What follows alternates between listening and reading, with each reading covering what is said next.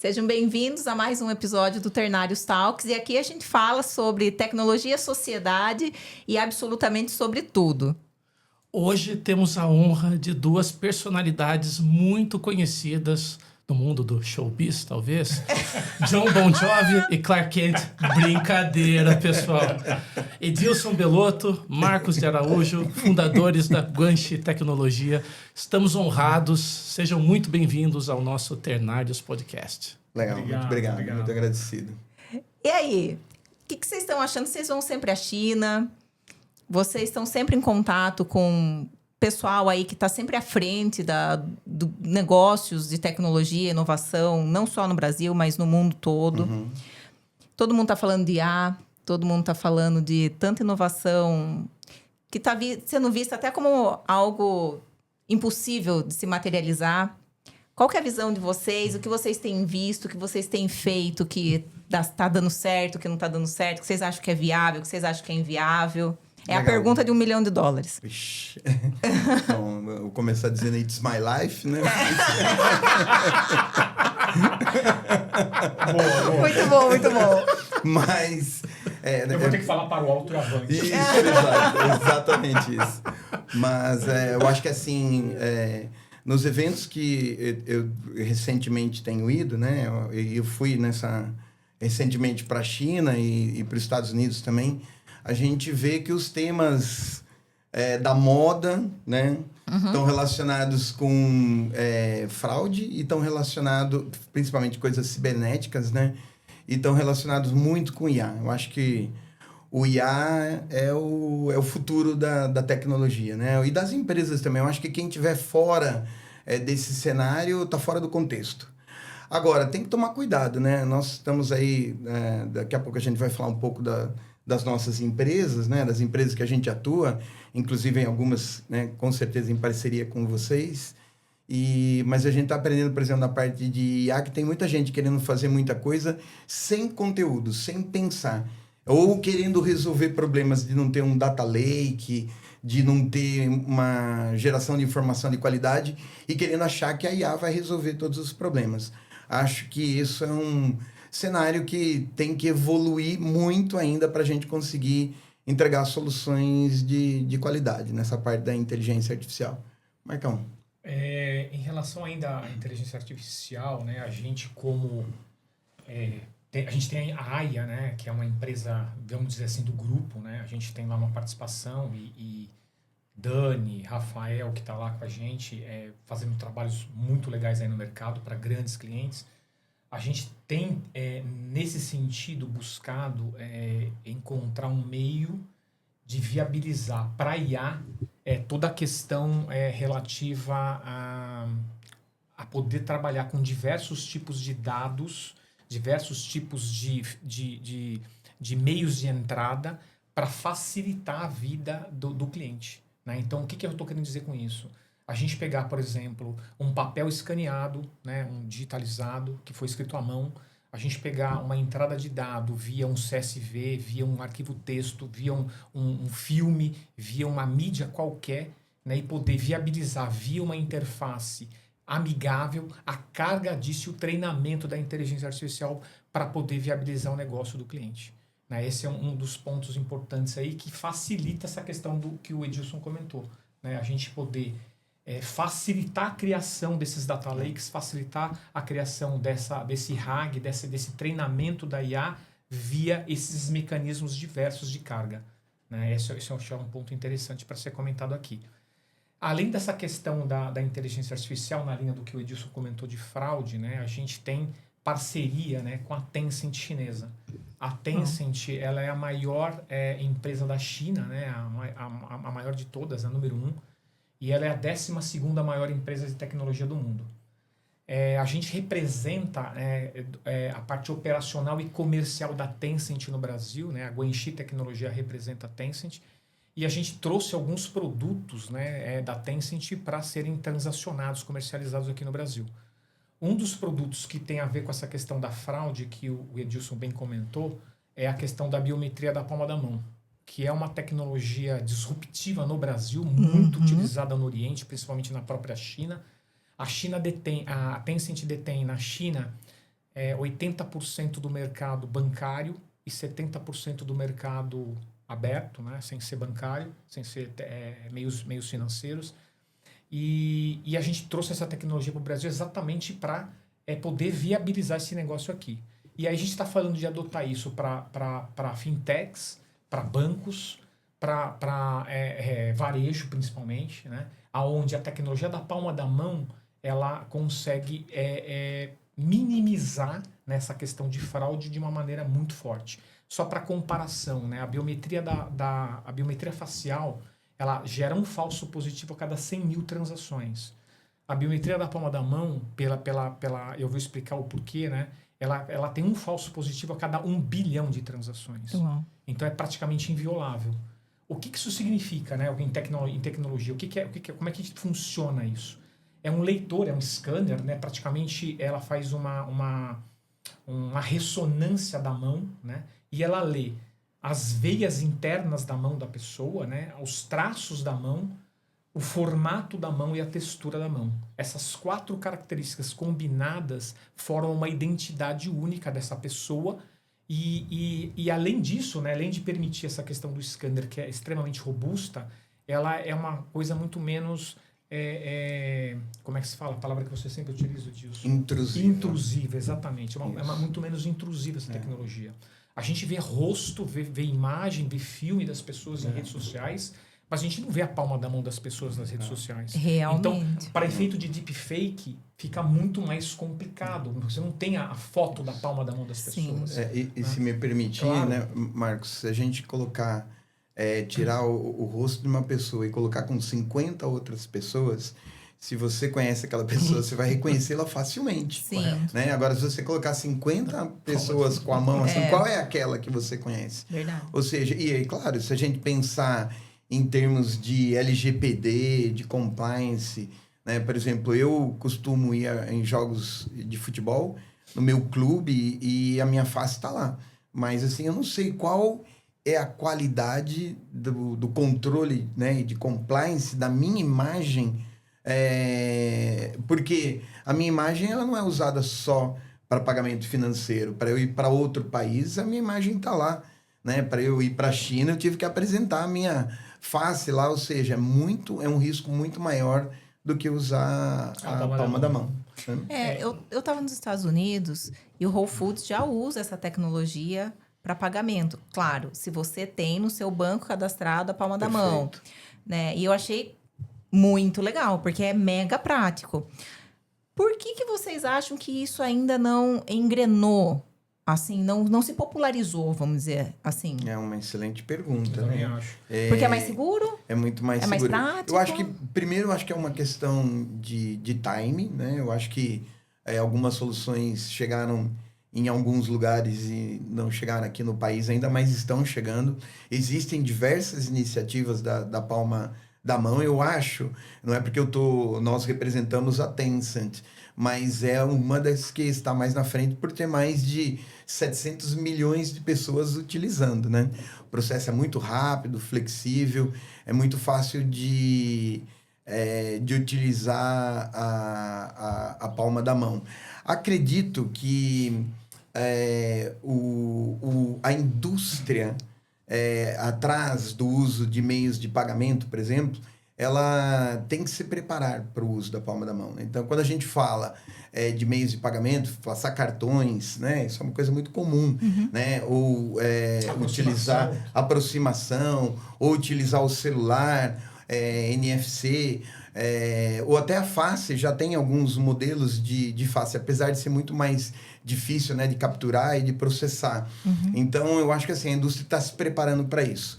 Nós aqui, representando a Tencent, estamos trabalhando junto com eles e com diversas empresas nacionais, preparando esse ambiente para um lançamento que eu acredito que vai ser ainda dentro desse semestre com grande massa de utilização. Né? Nós estamos com essa expectativa bem forte aí.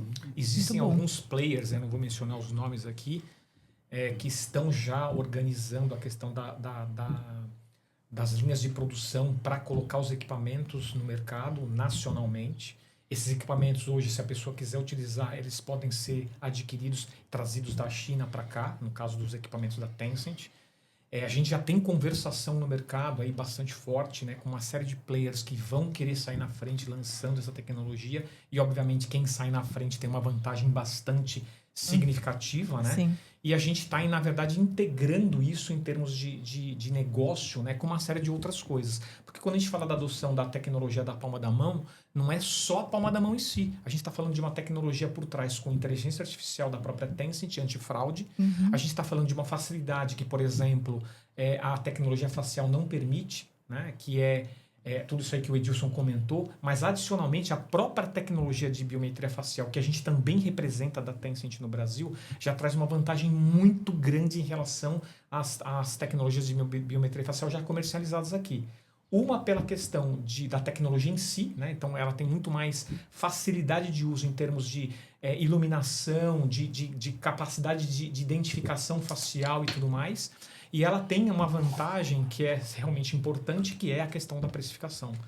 A gente chega na volumetria, em termos de venda, né, de biometria da palma da mão, a ser 70% mais barato que o concorrente mais próximo.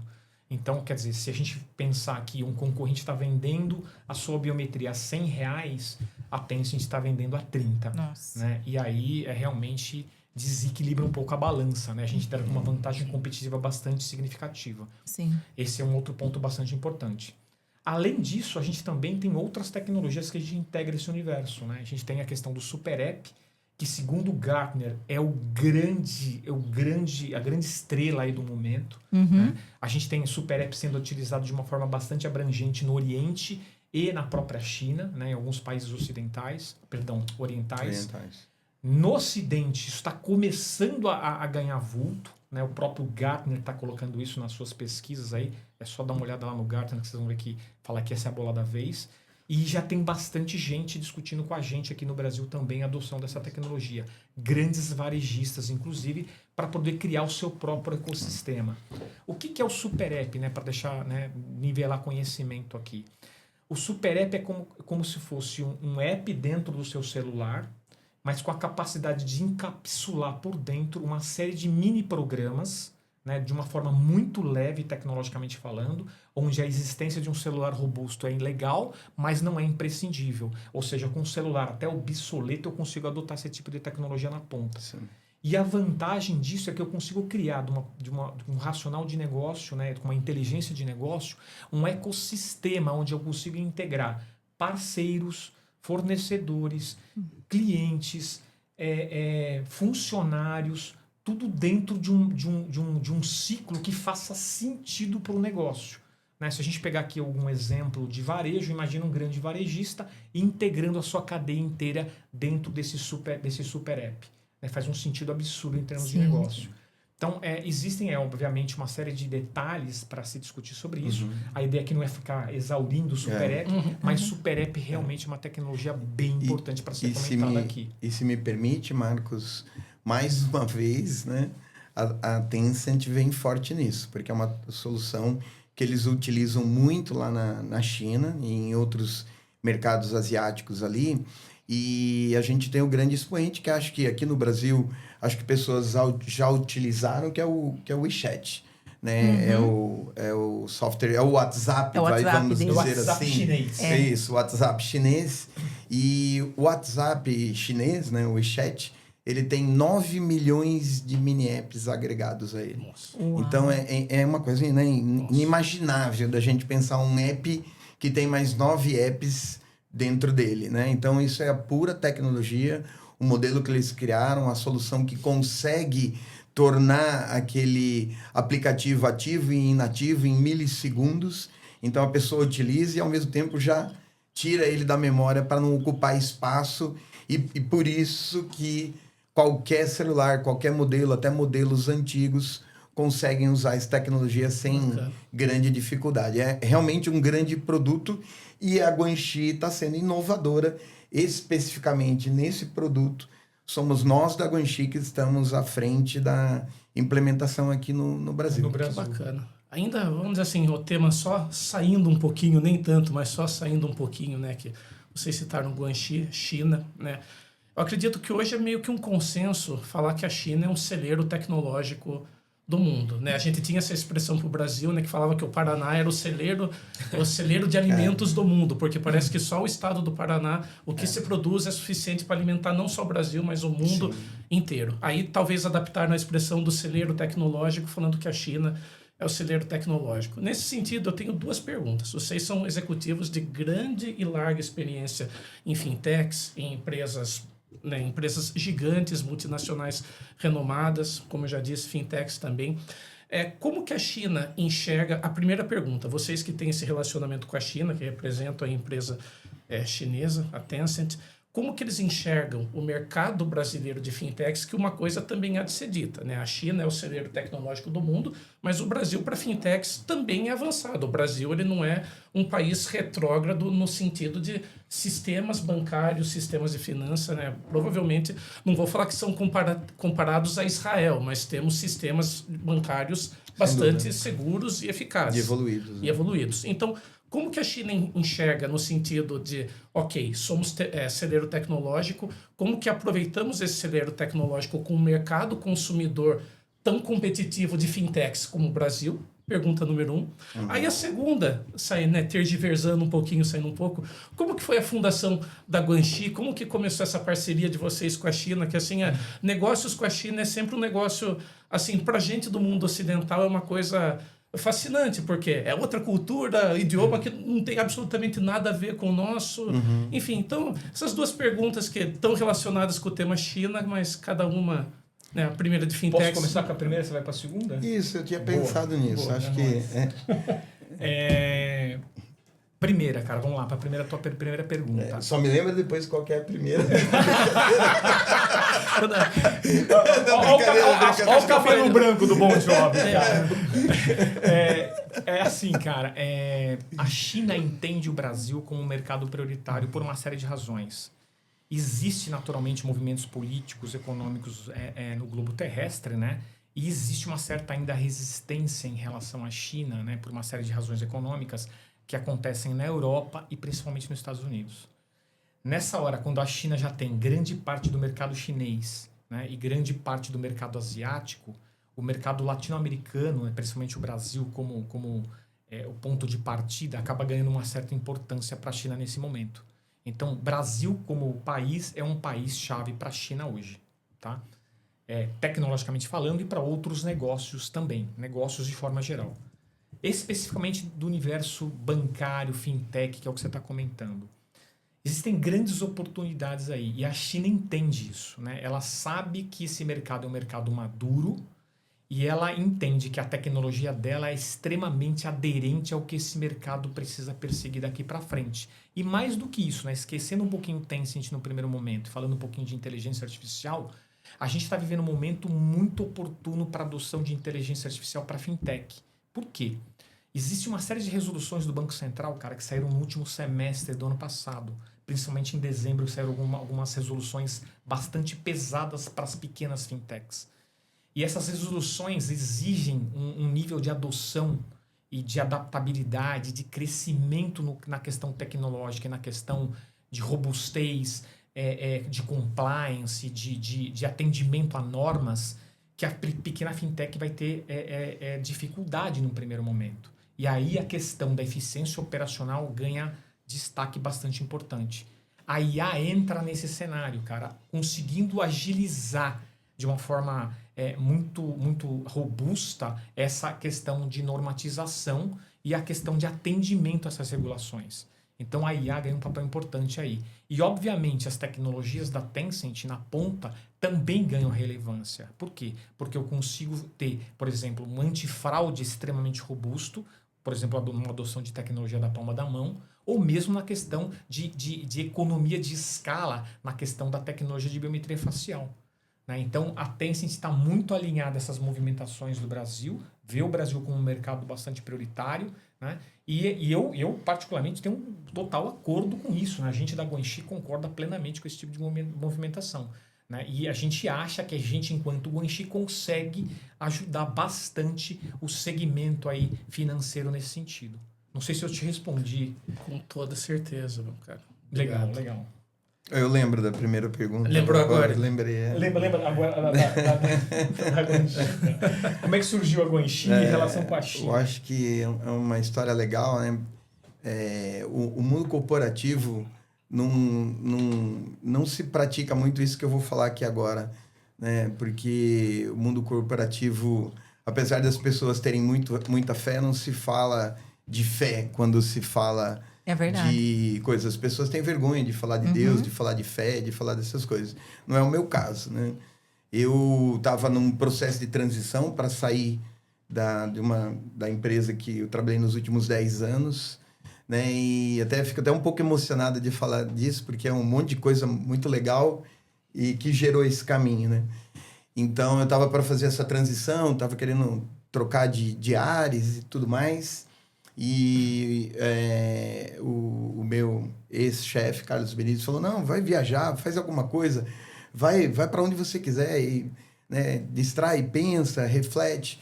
E aí eu decidi, falei, então tá, vou fazer uma viagem. E fui conversar com um sócio, né, com um parceiro, que é o Jairo Duarte, da Simpla e da Celocars, e ele falou, Edilson, vamos para a China.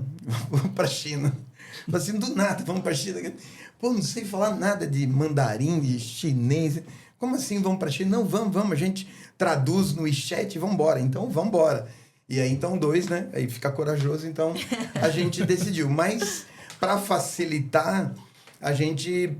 Pode fazer jabá aqui? Pode fazer um jabazinho? Fique à vontade. Totalmente à vontade. A gente optou por fazer uma parceria com a Startse.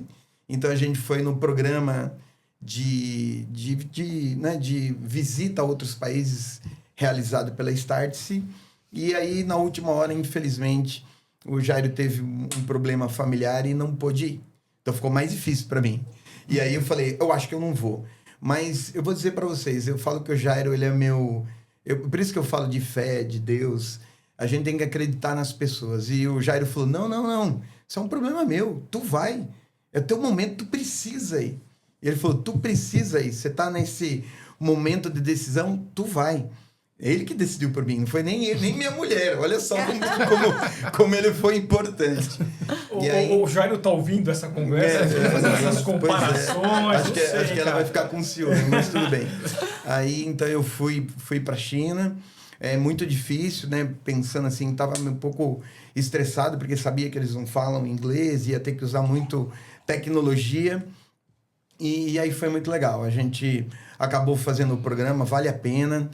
Conheci diversas empresas, mais de 30 empresas lá na visita, empresas geniais como a Anton Group, como a Temu, Shopee e outras, essas mais conhecidas aqui no cenário nacional, e conheci a Tencent.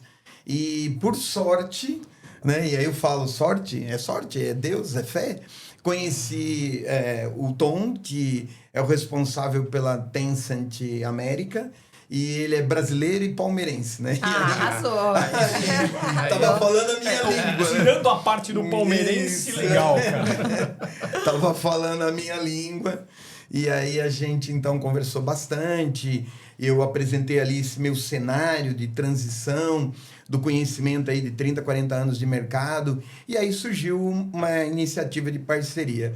Voltando para o Brasil, começando a pensar nessas histórias, o Marcos um dia me convidou para um almoço, e a gente foi almoçar, e a gente, sem pretensão nenhuma, a gente foi lá bater um papo, falar da vida. Conhecendo esse cara desde 1991. Exato. Detalhe. Eu tinha 3 anos, né? Quando eu conheci ele. Ele era um pouquinho mais velho, mas... Sim, 3 aninhos só. No pré-primário ali, mas tudo bem. Mas enfim, aí a gente conversou, né? E eu contei para ele algumas ideias, ele contou para mim. E aí eu falei para ele, vamos montar uma empresa, vai chamar Guanxi e tal. E ele estranhou o nome... Guanxi, nossa, o que é Guanxi, né? E Guanxi, para vocês saberem, é network.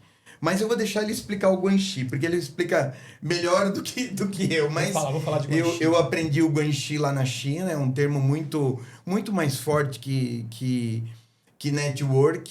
E aí, então, a gente trouxe essa ideia, reafirmamos aqui, quando o Tom veio para o evento da Febraban Tech, nesses laços. E aí a gente também entrou, como nós somos conhecedores de meios de pagamento, sistemas financeiros, né? O Tom viu uma grande oportunidade pelo conhecimento e relacionamento que a gente tinha, né? Então estamos falando de empresas gigantes que nós estamos propiciando essa... obviamente o Tom tem entrada aqui no Brasil, não precisa da gente, né, exclusivamente, mas a gente facilitou alguns caminhos. Então eu comecei falando de fé e, né, de Deus, porque olha quanta coisa aconteceu para que isso desse certo. E isso, desde que a gente criou esse conceito Guanxi, isso tem sido parte da nossa existência profissional. A gente fala quase sempre disso, de como as coisas acontecem quando você tem boa fé e boa vontade. E até vou aproveitar esse momento e falar da Ozion, né? Porque a gente se conheceu lá atrás, vocês sempre abraçaram causas perdidas comigo, né? Projetos desafiadores, né? E hoje a gente está aí traçando caminhos para novos projetos, novos empreitados que eu acredito que vão ser muito mais saborosos do que a gente já passou no passado. Mas, por favor, fale sobre o princípio Guanxi. É tipo o último samurai, né? Vamos lá, cara. Guanxi, né? Quando ele me falou Guanxi, cara, me soou muito estranho. Falei, cara, Guanxi, pô, tem tanto nome legal, né? Eu tinha pensado nos nomes mais arrojados, mais americanizados, como muita gente faz, pensando em tecnologia. E aí eu falei, deixa eu entender o que é esse negócio, né? E quando eu fui me aprofundar para entender o que era Guanxi, eu pirei. Falei, cara, mas é isso, velho. Isso aqui tem tudo a ver comigo, tem tudo a ver com o Edilson. Propósito, tem tudo a ver com né? o que a gente quer fazer. Propósito, exatamente. Exato. E aí, tem um Exato. lance que é assim, né, cara? Falando um pouco de jornada, né? Eu passei por muitas empresas, né, na minha vida, empresas boas e empresas com ambientes não tão bons, assim como o Edilson, né? E faz parte da vida. Faz parte do mundo corporativo. Isso. Sim. E nesse momento, né, que a gente começa a olhar para essas questões de relações, e a gente olha para o que significa Guanxi, eu vou explicar, né, é que assim, a palavra Guanxi, né, que como bem colocou o Edilson, networking, legal, né? Só que o network ocidental é um pouco diferente do que o Guanxi quer sinalizar. Guanxi está falando de relações verdadeiras, Sim. cara. Tá falando de como é que eu vou ajudar o meu colega sem esperar nada, mas sabendo que se eu precisar, esse meu colega também vai me ajudar. Então, assim, a gente está falando de um processo que é milenar na China, né? É um racional milenar, muito sério, e que tem a ver com ajuda mútua, crescimento, relacionamento verdadeiro. Que é o que a gente está querendo ofertar quando a gente fala da Guanxi aqui no Brasil, cara, da nossa empresa. E isso tem a ver, por que eu falei um pouco dessa das empresas boas e não tão boas, né? Porque quando a gente troca cartão muitas vezes aqui no Brasil, né? Ou, sei lá, vamos falar Ocidente, não vou nem falar Brasil, eu troquei o cartão, mas não tem um significado muito profundo aquela troca de cartão. E não é isso que a gente quer fazer. Né? A gente quer ter essa relação profunda com o nosso funcionário, com o nosso parceiro, com o nosso cliente, né? Com toda a cadeia de uma maneira muito forte, de uma maneira muito realista, muito verdadeira e muito autêntica, né? Muito aberta, sem tanta política, para ser honesto. Né? E a gente óbvio, né? Todo mundo quer ganhar dinheiro, a gente quer ganhar dinheiro, quer gerar dinheiro, mas a gente quer que as pessoas, né, e a cadeia ganhem dinheiro com a gente. Sim. A gente quer um movimento real de prosperidade vinculado a essa filosofia Guanxi. Não sei se eu falei bem, cara, se faltou alguma coisa, mas eu acho que cada vez que você fala, você fica melhor. Melhor, né? Vou melhorar. Vou colocar aqui na avaliação 360. Boa. Mas é isso. Então, assim, essas empresas que têm um certo nível de toxicidade, né? Que a gente vê relações predatórias, às vezes com o cliente, relações predatórias muitas vezes, né? Na maioria das vezes até com o funcionário, não é o que a gente quer, cara. A gente quer que o funcionário seja feliz, esteja bem com a gente. A gente quer que o parceiro, o cliente, né, esteja feliz com a gente. A gente quer gerar felicidade, prosperidade e valores bacanas na cadeia. É isso que a gente quer. Isso, e sem ser hipócrita, né? Porque, assim, o mundo corporativo exige uma série de coisas, né? Então, dá para dizer que todo mundo vai ser feliz e não precisa nem trabalhar. Não é isso, né? Não. Para ter felicidade, para chegar na sua conquista, tem que trabalhar, né? A Esforço, gente, né? a gente que Dedicação. começou, acho que todos aqui começou, né, na luta, lá embaixo, tivemos que estudar, tivemos que ter formação, tivemos que trabalhar estudando, né? Então, o mundo cobra, né? Então, a gente vai ter como, né, profissionais executivos, vamos ter que cobrar as pessoas também, porque não existe resultado sem cobrança. Mas não precisa ser algo predatório. Tóxico. Acho que é isso, tóxico. Exatamente. Tem que ser algo que funcione, que realmente vale a pena. E eu acho que é legal, Eloás, ter falado de propósito, porque é a frase que a gente mais usa lá dentro da empresa, propósito. E o propósito traz outros propósitos.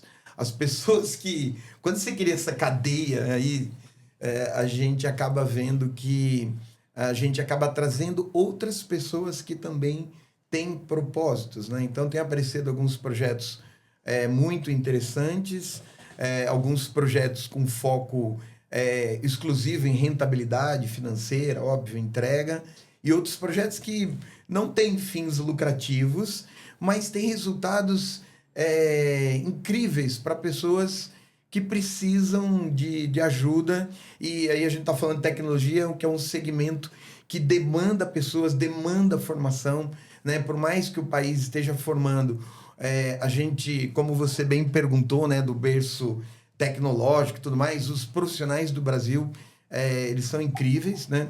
Porque a gente tem uma série de peripécias para a gente fazer aqui no mercado brasileiro, quando a gente fala de taxa, imposto, né? O profissional aqui, os bancos nossos, eles fazem 1001 soluções e produtos. Então, os nossos profissionais são multifacetados. São muito. São Obrigado. Eu estava tentando procurar eu sabia. um elemento alinhamento, são cara. multifacetados. Olha que bonito. Era isso que faltava no meu speech. Multifacetado. E são multifacetados, então a gente não deixa a desejar, mas isso tudo é trabalho. Nada mais do que isso. Não existe sucesso sem trabalho. Não existe. E, infelizmente, eu acho que é a internet, não acho que é geração. Eu acho que a internet popularizou um conceito de que você consegue chegar no topo rápido, sem esforço. E acaba iludindo os mais jovens. E isso eu percebo que está entrando na mente até dos mais velhos. É verdade. Quando entra em algum lugar e fala assim, poxa, mas eu mereço mais. Eu costumo brincar, é uma coisa meio feia que eu vou falar, tá? Que eu acho que, às vezes, o problema do mundo hoje é o excesso de autoestima. Porque se as pessoas tivessem um pouco mais de noção de realidade... Humildade, né? Menos ego. Entendeu? Elas já iam entender que ninguém é tudo isso. E que para você chegar lá, você tem que comer 1 quilo de sal antes, né? É verdade. Não é tão confortável. É verdade. E aí, você falou, né, de trabalho. Eu vi uma declaração do Elon Musk que eu achei muito maluca. Eu quero ouvir a opinião de vocês. Que daqui 10 a 20 anos, o trabalho será opcional. Tudo bem que ele é bem polêmico. Sem dúvida. Né? Eu não entendi se a ideia foi chamar atenção, porque a inteligência artificial vai fazer tudo sozinha, e aí você vai trabalhar se você quiser, e aí, tipo assim, o trabalho vai ficar todo para IA e para os robôs, e você vai lá colher verdura na sua vibe, do jeito que você quiser. Bom. Opinião sincera, essa assim. conversa Fala você, termina, depois tá? eu falo a minha parte. Eu vou... Mais jocosa, meu lado. eu vou falar um pouquinho. Eu acho assim, o Elon Musk falou um monte de coisa, né, em vários momentos diferentes, assim como outros, né, líderes aí de indústria e tal. E assim, legal, acho que é alguma coisa pra gente parar a pensar, vale a pena como talvez direcionador para um universo futuro. Mas vamos para a prática, né? A gente dentro da própria AIA, né, que é a empresa, o braço de inteligência artificial nosso aqui, a gente prega que, obviamente, o trabalho está, sim, sofrendo uma disruptura. A gente está falando de ter agentes pessoais dentro do universo do trabalho, né, onde esses agentes pessoais vão fazer grande parte das coisas que, de repente, a gente faz hoje de uma maneira que não é, talvez, a mais adequada hoje, pensando no uso da IA. Né? Então, isso é uma verdade. Agora, que em 10 anos vai estar todo mundo sem trabalhar, né? Assim, eu acho que é um pouco de exagero. Né? Eu acho que existe, sim, uma preocupação que deveria estar na mente de todo executivo. Eu não estou nem falando de todo funcionário, que obviamente todo mundo tem que se preocupar isso de alguma forma. Mas assim, de todo executivo, de todo dono de empresa, que é como é que eu faço para conjugar um uso adequado da inteligência artificial junto com as pessoas que estão aqui dentro da minha empresa. Obviamente, num processo de transformação, mortos e feridos acontecem, né? Porque a gente vai ter lá gente que não se adequa, a gente que vai ser demitida, a gente que vai se aposentar, né? Esse pessoal vai sair do mercado de trabalho de repente. Mas existe sim, num processo de mudança tecnológica, como em outras ondas que aconteceram no passado, um processo de readequação e de reuso disso de uma forma diferente. Então, a IA vem, incorpora, não sai nunca mais. A forma de trabalhar muda sim, radicalmente, mas a gente vai ter... não vai ser esse mundo, né, da Disney, talvez, de todo mundo em casa, a IA trabalhando, os robôs trabalhando. Isso não vejo isso em 10 anos, né? Não vejo isso em 30 anos. Né? Posso estar totalmente errado no que eu estou falando, mas não vejo. A gente não vê isso. Eu também não vejo. Né? Então, é importante sim essa adequação da IA com a pessoa. Hoje a gente vê muita empresa usando a IA de forma muito errada. Eu estou pensando, olha, vou mandar todo mundo embora e vou botar IA para fazer, que também é outro pensamento totalmente obtuso. Né? Eu vejo pessoas tentando adotar IA sem uma iniciativa estratégica para isso, e é por isso que dentro da AIA, né, a gente tem um braço, né, um ferramental, vamos chamar assim, produtos e serviços, que a gente fala de alinhamento estratégico, curadoria estratégica, formação de comitês, que a gente está falando com o board. A gente tem imersões, treinamentos, workshops, palestras para média gerência, inclusive para board, né? Nesse nível de, olha, para onde a gente vai, como é que fica a estratégia disso. A gente tem alocação de profissionais que permeiam esse universo e conseguem capitalizar esse tipo de coisa dentro da empresa para poder alavancar isso de uma maneira mais rápida. E, obviamente, tem produtos de prateleira e produtos customizados para poder fazer essa IA rodar de uma maneira inteligente dentro da organização. Tudo isso dentro desse pilar inteligência artificial. Né? Não sei se eu falei demais, Edilson, mas eu posso falar para você. Tá ótimo. Eu já passei por algumas fases de projetos mirabolantes. Né? A IA é mais uma... Mas já teve Six Sigma, teve reengenharia, tiveram diversas aí. E eu lembro de uma palestra, eu não vou lembrar, eu estava aqui tentando puxar de onde eu vi isso, mas numa palestra onde havia uma discussão que é anterior à IA, tá? Isso é uma discussão antes. E alguém falou assim, se a indústria automobilística tivesse evoluído como a indústria de informática, os carros hoje já estariam voando. E a pessoa do outro lado respondeu assim, tá, mas se der problema dá o boot, né? Dá o boot lá em cima, né? Porque nas tecnologias, né? Naquela época, pelo menos, quando dava algum problema no computador, você tinha que resetar, né? Sim. Então, reseta o carro lá em cima, né? Como é que faz, né? Se ele tá voando. Então, não é bem assim, né? Nós fomos numa palestra outro dia do César Taurion, e ele falou, agora vem o Terminator, agora vem o Terminator. Mas as IAs não estão tão evoluídas assim, né? Os agentes, os robôs, ainda é feito pelo ser humano. Somos nós que fazemos isso. Então, se virar o Terminator para explodir tudo, é uma coisa que a gente, como ser humano, vai fazer. Né? Sim. O que eu quero dizer com isso é que, assim, eu acho que tá um pouco longe disso, mas eu vejo que haverá mudanças significativas. Por exemplo, lá na China, né, quando eu estive lá, existe um projeto lá dos carros automatizados, né, autônomos, e eles têm um projeto lá para em 2027, no centro pequeno, né, de Pequim. Por que fala centro pequeno? Porque é que nem uma cebola, né, que vai tirando as cascas até ficar no centro. Então, centro pequeno, se diz que não vai ter em 2027 mais carros dirigidos por pessoas no centro de Pequim, em 2027. Nós estamos falando em 2 anos. Né? Então, por que eles chegaram nessa conclusão? Por uma série de avanços tecnológicos lá, em Pequim. Exclusivamente em Pequim, ainda não está falando de outras províncias, né? De outras cidades. Então, eles têm um projeto para não ter mas pessoas dirigindo por uma série de motivos, né?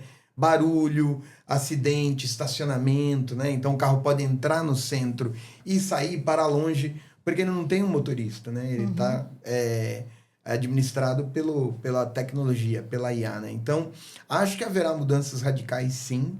Né? Os hotéis, por exemplo, na China, existe robô toda hora atendendo, então não existe mais pessoas que vai levar a sua comida no quarto.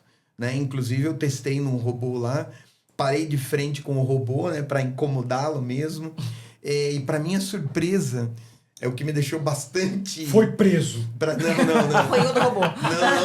Não, é assustador. O robô deve ter me reconhecido de alguma forma e falou comigo em português. Ele não falou comigo em inglês, ou muito menos chinês. Ele falou comigo em português. E pediu para eu dar licença, que ele precisava terminar a jornada dele. Como então, assim? Pois é. Porque o hóspede Isso. sabe que quarto que tá, quem é, tem foto. Então, ele deve ter reconhecido pela minha imagem, né? Reconhecimento facial. Isso, pela imagem, deve ter me reconhecido. E falou comigo em português. Tranquilo. Biometria por favor. facial extremamente usada na China para tudo. Um outro evento que aconteceu lá interessante de relatar, um colega comprou um produto e ele pagou pelo Alipay, algo assim, e deu tudo positivo. E ele recebeu o produto num dia e os eventos começavam 8 horas da manhã e eles iam até as 19, 20 horas. Então a gente chegava tarde no hotel e aí tinha que já tomar um banho ou direto e jantar para depois descansar para o dia seguinte. E um colega chegou e na recepção do hotel estava a polícia. E aí a menina do hotel veio falar com ele. A polícia está aqui para falar com o senhor. E aí ele falou assim, comigo? O que eu fiz? E aí o cara da polícia foi lá falar com ele. Ele comprou o produto. Como a gente está nessa correria, ele não ficou checando e-mail, nada disso.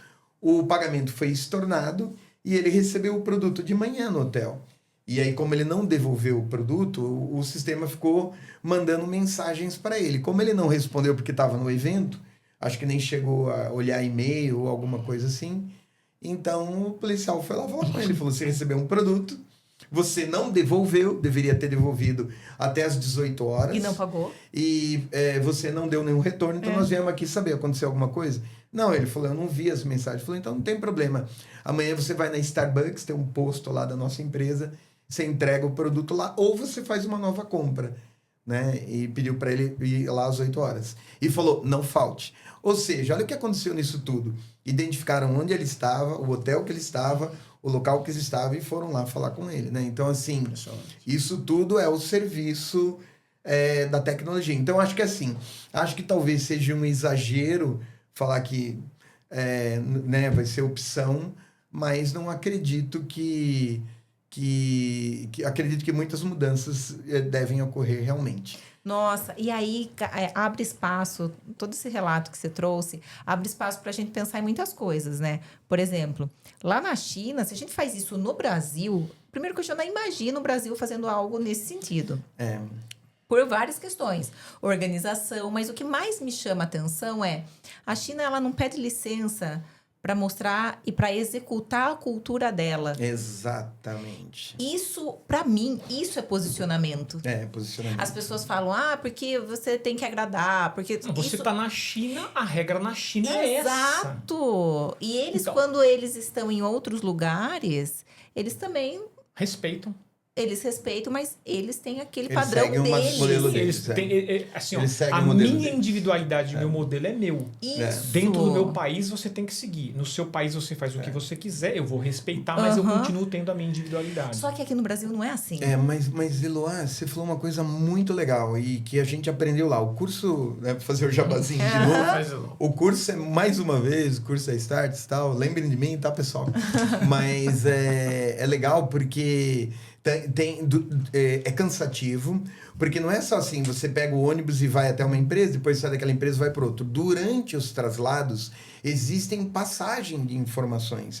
Então, uma das passagens que eles nos fizeram é sobre o planejamento do governo chinês, como é que eles projetam isso em 5, 10, 15, 20 anos, né? Tem uma técnica, mas acho que não seria aqui o que eu queria dizer. O que facilita muito na China é o fato... Eu não gosto de falar muito desse tema, mas é fato de ter um governo único, né? Então, o governo cria as regras e diz assim, vamos automatizar e o modelo de automatização para os carros andarem é esse aqui, é esse. Não existe um segundo modelo, um terceiro, ou uma discussão, porque uma parte da população ou dos empresários querem defender esse modelo de comunicação, o outro, não, esse modelo é mais legal. Então, isso gera muito atraso em países como o nosso, que tem várias vertentes políticas, corporativas e tudo mais. Então, isso facilita muito na China. Eles tomam a decisão e vão para aquele caminho. Né? Certo ou errado. Certo ou errado. Por exemplo, a gente tem visto a entrega, né, acho que nos Estados Unidos, acho que em outros lugares, de produtos por drones, né? né? Entrega Muito por comum. drone. Começou muito aqui comum. agora também. Aqui Tal. também. O iFood começou. Isso, verdade. A gente foi num centro lá de criação de drones na China, e eles têm drones que andam 300 quilômetros a 200 quilômetros por hora, levando 200 quilos. Nossa. É incrível, né? Então, por que disso? Regras, estratégia, orçamento. O governo entra com um orçamento. Todo mundo fala, mas a empresa chinesa sempre tem o dono chinês. Ele é dono de parte das empresas, sim, porque o governo ele investe. O governo O governo dono, entra né? como acionista. Ele entra, a hora que você anda com a sua ele perna, entra você financiando a empresa. E aí, lá na frente, você decide. Tenho dinheiro para sair dessa situação? Aí você compra de volta ou não. Você continua com o apoio do governo. São estratégias das empresas. Então, esse modelo é muito agressivo e, claro, dá muito resultado. Né? Quando você tem um plano e aquele plano serve para todos, é muito mais fácil de agir, né? Muito mais fácil de atuar. Então, não é à toa que eles são o tal celeiro da tecnologia. Não é à toa. E o modelo de escolas, o incentivo às faculdades, os melhores profissionais que são alocados nas melhores empresas. Então, quando surge um projeto como esse, vamos colocar os drones e tal, qualidade, isso, aquilo, as empresas recebem estudantes já qualificados para aquela finalidade. Então, é um modelo, né? É um modelo muito organizado e que, pelo jeito, está dando muito certo, né? Essa é a grande realidade. O grande ponto, né, que quando a gente esbarra nessa discussão, é que a gente não está discutindo nessa hora a tecnologia. A gente está discutindo o modelo... processo. O modelo governamental. A gente está discutindo toda a questão socioeconômica, cultural do país. Né? Então, assim, cara... teve algumas iniciativas aqui no passado que deram muito errado. Aquela questão lá do patinete, da bicicleta. Poxa, teve casos aí de... Vamos ser realistas, gente, né? Assalto, quebrar, levar para o morro, né? E não devolver mais. Cara, N situações você fala, cara, como é que você... É cultural, né? Exatamente. Então, assim, é um problema um pouco mais, né? Para não dizer muito mais... amplo do que falar somente da adoção tecnológica. Né? A adoção tecnológica, sim, quando a gente fala da IA, tem lá uma série de coisas, legal. Estamos restringindo ao universo corporativo, né? Normalmente é de empresas de grande porte, médio porte, né? E quando chega na de pequeno porte, já tem uma dificuldade muito grande. Se a gente pensar que grande parte da economia brasileira é composta, né, ou a maior parte de pequenas empresas, como que fica a adoção tecnológica, né, até na questão da capacitação financeira? Sim. Olha a dificuldade, né? E aí, cadê o apoio para que isso aconteça vindo da onde?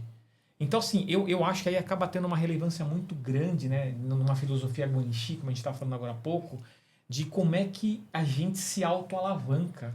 Né? Como é que os pequenos, de repente, se ajudam? Porque pensa o seguinte, né? Quando você fala que você é um pequeno e você não tem força, legal, você é um pequeno e não tem força.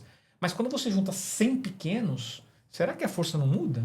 Né? Então tem um pouco aí da questão cultural. E aonde está o guanxi nessa história? Né? Então eu acho que assim é muito mais ampla a discussão do que você está provocando nessa tua pergunta que o Edilson colocou. Tudo isso aí que ele falou muito verdadeiro, a questão do governo, a questão do incentivo, a questão da tecnologia, tudo isso aí é verdade. Mas agora traduzindo um pouco do que ele falou para dentro do Brasil, especificamente o Brasil, que é onde a gente mora, eu acho que tem uma jornada aí complexa ainda. Né?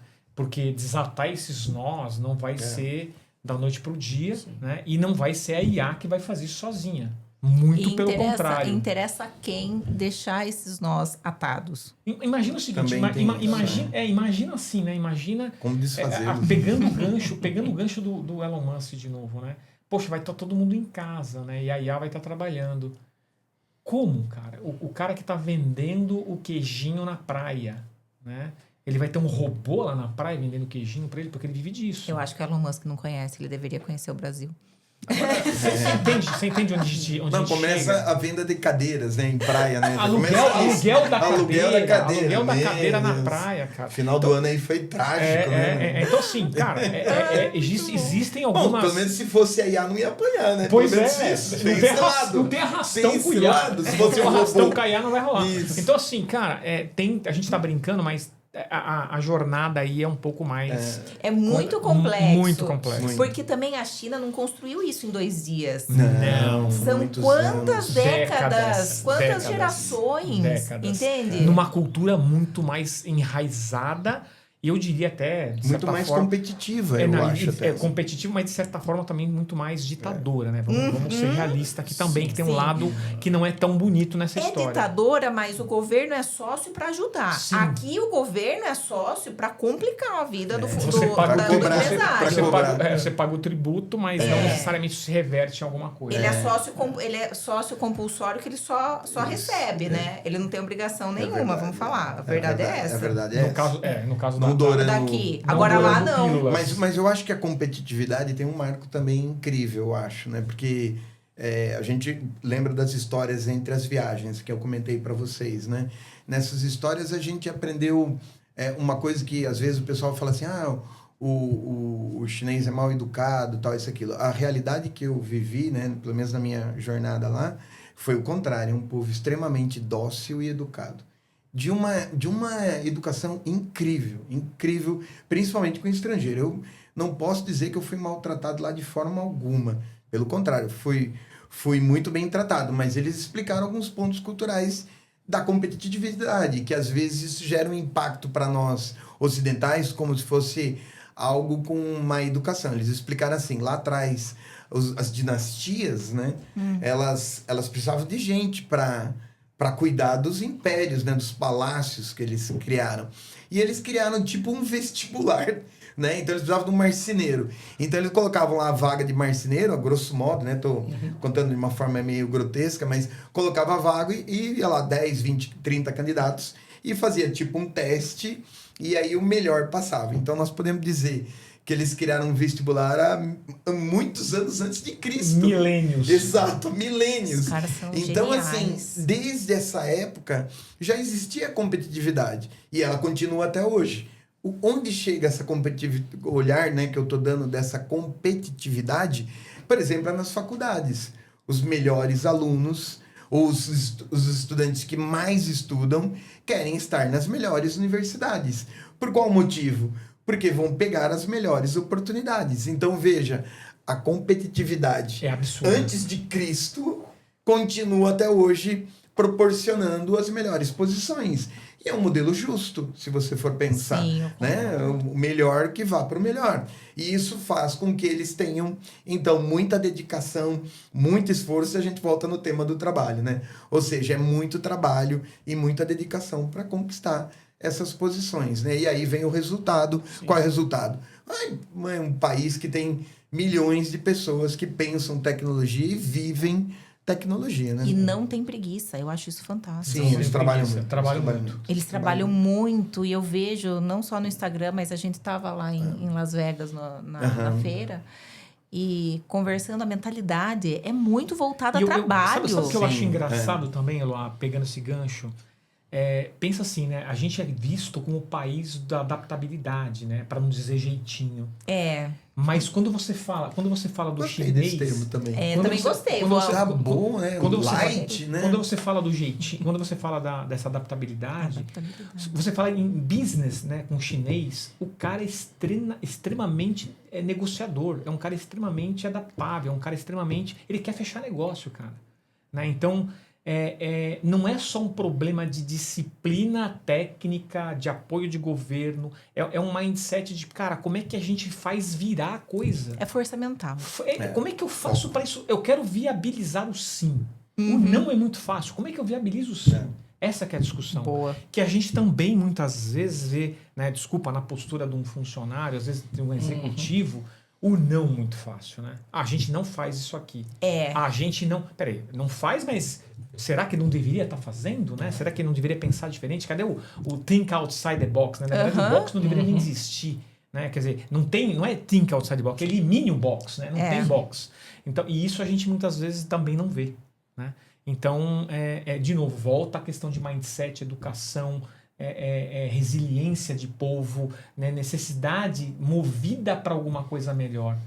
E aí entra, né, algumas discussões, de novo, com o que a gente vem vendo de populismo governamental, que na minha cabeça, né, não é totalmente antagônico ao que a gente está discutindo aqui. Sim. Por quê? Porque esse populismo governamental do bolsa alguma coisa, ele na verdade não propicia competitividade, não propicia busca por melhoria, não propicia meritocracia, ele propicia, na verdade, uma certa acomodação, né, num patamar ali que é muito bom para quem está, de repente, dirigindo um povo, né, com certos interesses, mas não para quem está pensando nesse povo, né, sendo merecedor de posições cada vez melhores, mais competitivas e com um cenário realmente protagonista dentro do globo terrestre, como a China está buscando. Então, aí, essa discussão é muito ampla. Tá? Muito ampla. Com certeza. Para quem está assistindo a gente aqui, está se deliciando, deleitando com Clark Kent, John Bon Jovi. Certamente vai ser... Não vou nem lembrar do nosso nome, hein, cara. Certamente vai ser um estouro de audiência pelas personalidades e pelos temas tratados aqui de uma maneira tão profunda e inteligente. A gente está chegando aqui na parte final do nosso episódio, mas eu queria deixar aqui uma pergunta para vocês, Marcos e Edilson. Vocês com larga experiência, como eu já falei, né, nas fintechs, nas multinacionais, fornecedores de tecnologia, atuam com tecnologia, vocês sabem o que é hype, o que não é hype, tal. Mas para quem está assistindo, para pessoal que... Todo mundo demanda tecnologia, seja B2B, B2C, seja B2C pequeno, B2C grande, B2B pequeno, B2B grande, todo mundo demanda tecnologia. Que conselho vocês dariam para quem está procurando tecnologia, até onde evitar hype, onde que é um caminho mais certo, que tendências... Talvez a pergunta é um pouco ampla, mas que tendências, assim, para quem... Fala com a Wenxi. Muito bom! It's our life! It's our life! Fala com a gente! It's my life! It's our life! It's our life! Pensou John Bon Jovi falou it's my life! It's our life! Não, brincadeiras à parte, cara, vamos lá, né? Eu acho que olhar para IA, né? A IA, ela pode estar sendo considerada hype, mas IA não é hype, cara. Não é hype, não é onda. E hype não é onda. A IA chegou, vai ficar. E se a pessoa tá achando, né, que a IA não é comigo, eu acho que essa pessoa tá indo num caminho totalmente kamikaze, né? É assim, como é que eu faço para me apropriar da IA para aquilo que eu preciso, né? Para minha vida, para as coisas que estão ao meu redor e que fazem parte do meu dia a dia. Eu acho que essa é uma preocupação primária do ser humano, né? Além disso, né, pensando aí em empresas, realmente, cara, eu acho que a gente... E aí não é vender peixe, cara. Eu acho que a gente precisa ser bom... A gente é bom muitas vezes em algumas coisas, mas a gente nunca é bom em tudo, né? Então, quando você é bom em alguma coisa, cara, continue praticando aquilo que você é bom. Quando você não é bom em alguma coisa, busque ajuda de quem é bom. Né? E aí, eu acho que muitas vezes a gente vê adoções errôneas. Eu vou falar muito abertamente, eu não vou dizer, né, qual o cliente e tal, mas uma empresa que eu tenho vivenciado algumas coisas, alguns episódios, e você vê que o pessoal está muito abaixo, né, muito ausente desse tipo de coisa. E assim, é uma marca muito forte, né, produtos de destaque dentro do Brasil, no exterior, e que vem de uma história de sucesso absurda, né? Mas que tem que lembrar que dirigir, né, para frente, né, para a próxima jornada, olhando só para o retrovisor, cara, não vai dar certo. Não é porque eu fiz uma série de coisas que deram certo que No essas passado. mesmas coisas vão me garantir o meu futuro. E às vezes você é vítima do seu próprio sucesso. Então eu acho que talvez o comentário que eu posso colocar aqui, cara, não seja... Estourou? Não seja vítima do seu sucesso, cara. Né? Olhe para fora, busque o benchmark e verifique aí o que faz sentido ou não. Da minha parte, eu diria assim que o mundo ele fica tão sofisticado, mas ao mesmo tempo ele continua simples. Então fazer negócios com pessoas que você acredita. Sim. Acho que esse é o básico do básico, né? Ter confiança, porque se você não confiança, para que vai fazer, né? Então, confiar naqueles que estão ao seu lado e, mesmo assim, testar modelos, né? Então, se você vai fazer uma implantação de uma IA ou de uma solução, o que aquele parceiro que você confia já fez naquele sentido? O que já existe? Né? O que ele está mostrando que ele já tem na mão, o que já está em produção e que já está funcionando? Acho que esse ainda continua sendo um bom conselho, né? Boa prática. Uma boa prática, exatamente. Você está vendo como essa questão do hype, da onda, do futuro, continua sendo sobre o que está dentro. Não é sobre tecnologia. Exato. No fundo é isso. É muito mais sobre você como ser humano, as relações interpessoais, até pela questão da base da China também, a gente vê muito isso em negócio. Então, é muito olhar para dentro. E eu acho que é o que mais as pessoas fogem hoje. É verdade. Olhar para dentro. Tudo é tecnologia e tal. Mas isso é muito fora, né? Muito fora. Não é isso, você tem razão. É bem olhar para dentro. Olhar para dentro. Talvez voltar a valores básicos, né? A gente ter aqui mais... enraizar e talvez pensar numa questão, né? Usando aí a filosofia Guanxi, pensar um pouco mais nessas relações verdadeiras, né? Trazer um pouco mais disso para o mundo de negócio ou mesmo para o mundo pessoal, né? Eu sempre falo aqui dentro da empresa, pessoal, o simples resolve tudo. E um dos nossos pilares aqui, que está em uma das salas da porta, né? Cada sala tem um nome de um valor. É simplicidade. É isso. E tem até aquela música do Renato Teixeira que fala que o simples resolve tudo. Gente, o simples resolve tudo. É verdade. E aí o pessoal, porque o hype, a inteligência, não sei o que, o robô e tal. Peraí. Eu Isso faz preciso do robô, né? Será que para resolver isso preciso do robô? E é complexo ser simples, né? É complexo. E aí eu complemento, eu falo que para ser simples, você precisa ser muito competente. Isso, exatamente. É isso. Verdade. Tem que ser muito bom. É isso. É isso. Gente, obrigado pelo convite. Muito A agradecido. gente que agradece. Foi um prazer gigantesco estar aqui batendo esse papo. Na próxima vez eu prometo que eu canto, né? Mas eu vou deixar pra próxima. Se quiser cantar pra encerrar, a gente aceita. Ó, eu vou ter que prometer voar, não vai dar muito certo, Eu cara. não sei o que é pior nesse Eu acho que eu momento. tô em maus lençóis. Eu acho que é pior eu cantar. Muito bom. Mas queria agradecer, Eloá, Luiz, Alex também, pelo apoio aí, por todos aí. Foi muito gostoso. Eu tenho muito problema de gravar, eu fico tenso. E olha, eu acho que pra mim foi uma das melhores gravações que eu fiz, porque eu estava muito à vontade. Foi muito bom, gostoso. Muito obrigado ótimo. aí pela oportunidade. Por mim, a gente ficaria aqui mais 5 horas conversando, Com toda porque a gente certeza. tem assunto, hein? Vamos falar assunto, sério. não falta. Verdade. Sensacional, pessoal. Esse foi mais um episódio com 2 ícones internacionais aqui da tecnologia e do entretenimento. Faz um ternário você também. Super-herói na mesa? Pô, não é toda hora, né? meu? Poxa, é um super papo do super épico, a IA, super-herói. Cara, Bom Job Com na super mesa. cantor. com super cantor, é Boa. um podcast de milhões. Show. Boa. Beleza.